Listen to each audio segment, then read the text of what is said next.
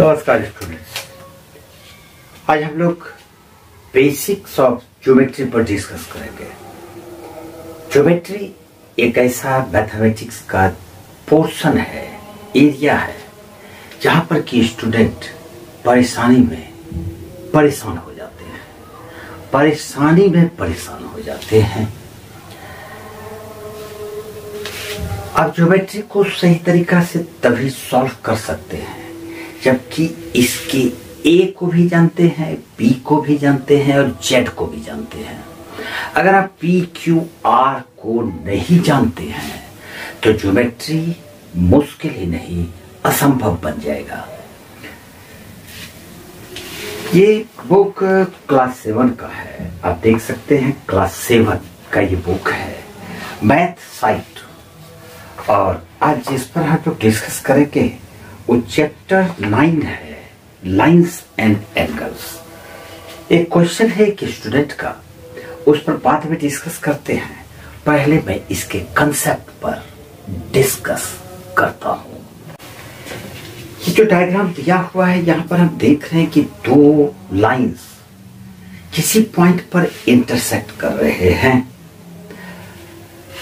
Angles कौन कौन है, यहां पर कितने टाइप्स की एंगल्स बन सकते हैं। तो एंगल वहां बनेगा जहां पर कि दो साइड इंटरसेक्ट करेंगे। इस बात को अगर ध्यान में रखोगे तो एंगल लिखने में दिक्कत नहीं होगी। जैसे ए बी एक लाइन है और एक सीधी लाइन है, दोनों एक दूसरे को इंटरसेक्ट किया डी पॉइंट पर। तो एक लाइन ये वाला है जिसको हम लोग डी बी या बी डी बोलेंगे, और दूसरा लाइन ये है सी डी। तो इसके दोनों के बीच में ये एंगल बना है, ये वाला एंगल, तो हम इसको एक एंगल बोलेंगे। यानी कि एंगल वहां बनेगा जहां पर कि दो साइड मिलेंगे। अब इधर से अगर देखोगे तो ये डी ए है और ये साइड डी सी है। तो डी ए और डी सी ये डी पॉइंट पर मिल रहा है। तो जब डी पॉइंट पर मिल रहा है तो ये जो एंगल बनेगा ये स्लोप है, तो हम इसको एंगल बोलेंगे। अब एंगल लिखने में प्रॉब्लम क्या है? अगर एक्यूट एंगल कहेगा तो हम देखेंगे कि 90 से कम कौन है, तो डेफिनेटली ये एंगल 90 से कम है। कंफ्यूजिंग पॉइंट क्या है, इसको नोट करो। जनरली स्टूडेंट क्या करते हैं, इस एंगल को एंगल डी लिख देते हैं। सरासर गलत है, क्योंकि ये एंगल अगर डी है तो ये वाला एंगल क्या होगा? डी तो दोनों एंगल है और डी से किसी एंगल का कंप्लीट आइडेंटिफिकेशन नहीं होता है।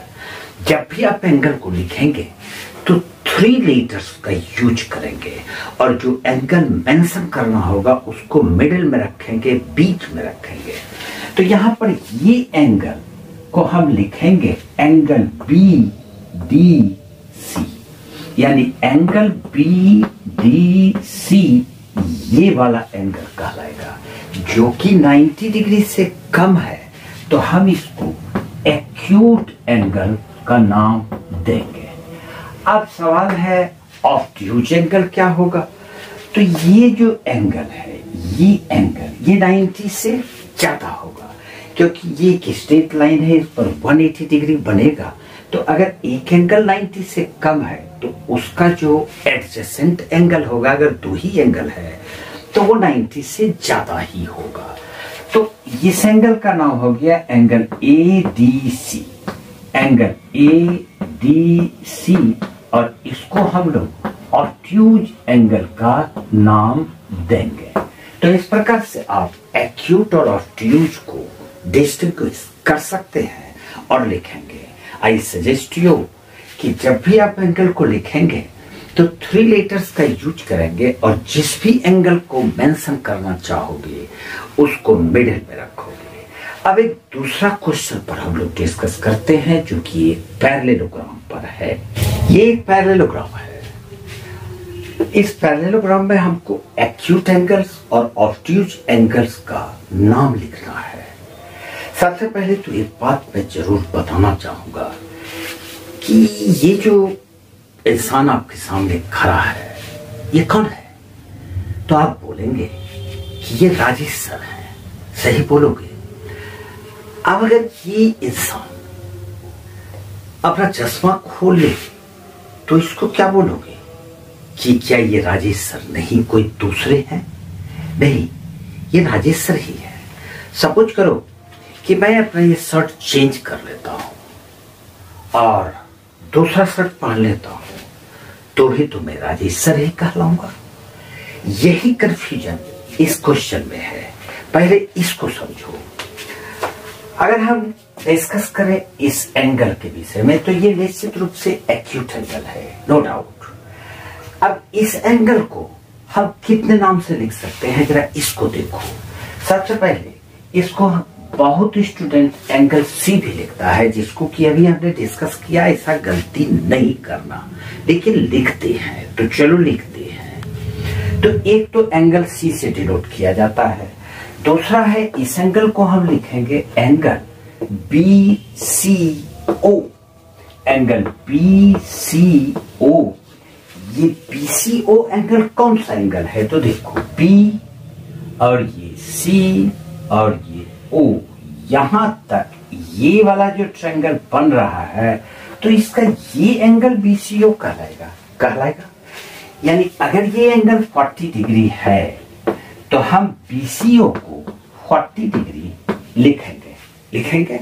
अभी तक कोई कंफ्यूजन नहीं है।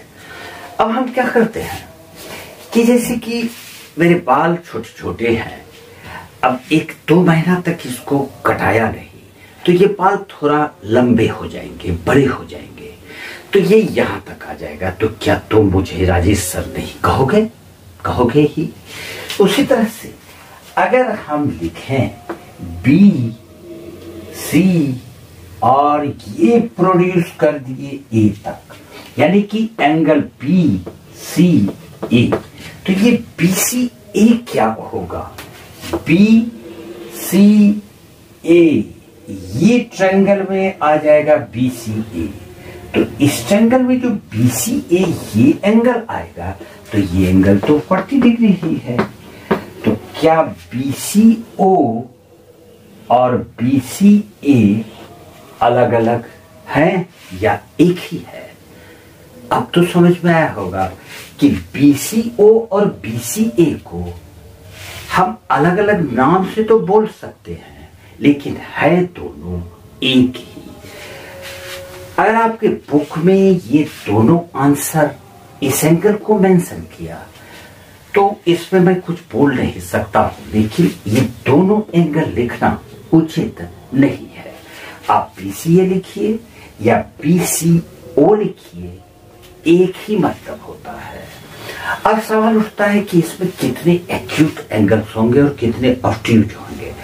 किसी एक पॉइंट से शुरू करो, तो हम इस पॉइंट से शुरू करते हैं। एक एंगल ये हो जाएगा जिसका नाम तुम सी डी बी दे सकते हो या सी डी ओ भी दे सकते हो, एक एक्यूट एंगल।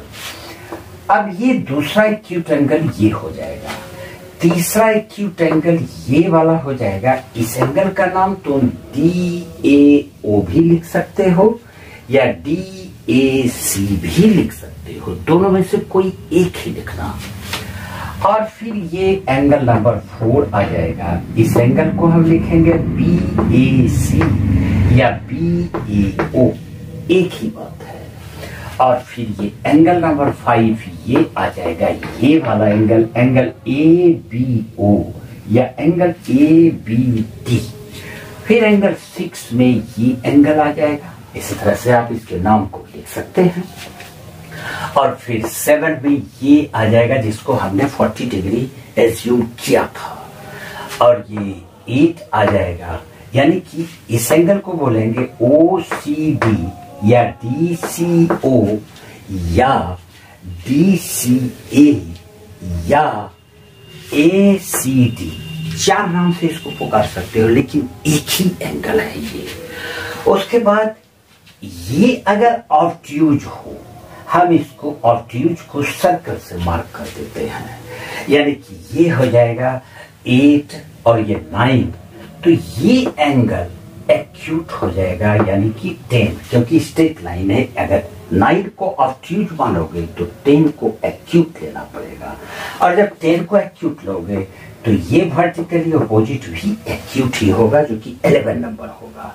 और फिर ये 9 जब ऑब्ट्यूज है तो ये 12 भी ऑब्ट्यूज होगा, क्योंकि वर्टिकली अपोजिट एंगल इक्वल होता है। अब इसमें एक एंगल ये पूरा एंगल हो जाएगा, यानी एंगल ADC, एंगल ADC ये भी एक एंगल है, जिसका कि नाम हम लोग 12 आने के बाद इसको 13 लिख सकते हैं। और फिर जब ये एंगल को आप ऑब्ट्यूज मानेंगे, क्योंकि ये 90 से बड़ा है, तो ये ऑब्ट्यूज हो जाएगा। तो जब ये ऑब्ट्यूज हो जाएगा तो ये वाला angle, angle DAB, angle DAB को हम लोग एक्यूट नाम देंगे। और जब ये एंगल एक्यूट हो गया तो फिर इसके सामने का ये बड़ा वाला angle, angle BCD, angle BCD भी एक्यूट ही होगा। और जब ये ऑब्ट्यूज है तो इसके सामने का ये एंगल भी ऑब्ट्यूज होगा। ये था एक्यूट और ऑब्ट्यूज का झमेला, जिसको की उम्मीद है कि आपको मिस्टर हर्षित कुमार, आप जरूर इसको समझ गए होंगे। और अगर आज भी आपको कंफ्यूजन है तो एक कमेंट में लिखना, मैं फिर से इसको समझाऊंगा।